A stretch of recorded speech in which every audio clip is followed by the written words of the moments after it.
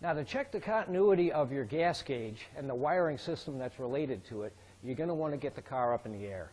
If you go to episode 9 of Operation Mustang, my show, I have a whole how-to on how to get your Mustang up in the air, jack it up the right way, where to put your jack stand so you can safely get underneath it. If you don't know how to get underneath your car safely, go to episode 9. That'll outline the whole thing.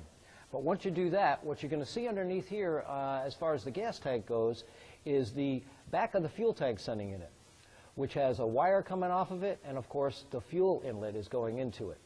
You'll unplug the wire, okay, and make sure that's a good connection. That's a good start. Just make sure it's not dirty or whatnot.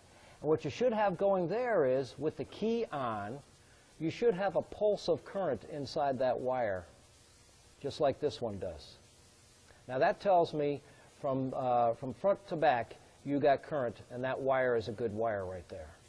Then from there, what you'll do is you'll take a ground wire, one of these things here, okay?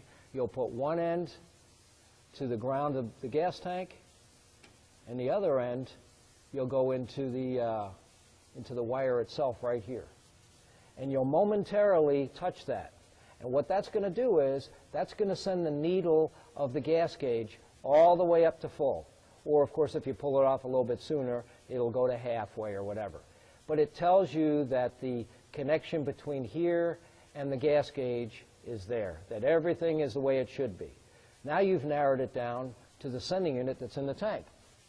Well, the sending unit that's in the tank is kind of a neat little device. This is what it's all about. If you pull the thing out, this is what you're going to see. A float that's at the end of a rheostat. You know how when you went over to Grandma's house for dinner on Sundays, and in the dining room she had that neat little knob that she'd turn up and down and make the dining room lights go on and off? Same principle right here. It's a rheostat, so it slowly gives more or less ground to that wire that I just tested over there, and that gets the gas gauge to work or not. So this is likely the culprit. Tell you what, 9 out of 10 Mustangs and GMs and all the others that are out there, it's usually the sending unit that's bad. So you can contact one of my suppliers. These things are real cheap. Pick one of these up for probably under 50 bucks. It's a real inexpensive way of fixing your gas gauge.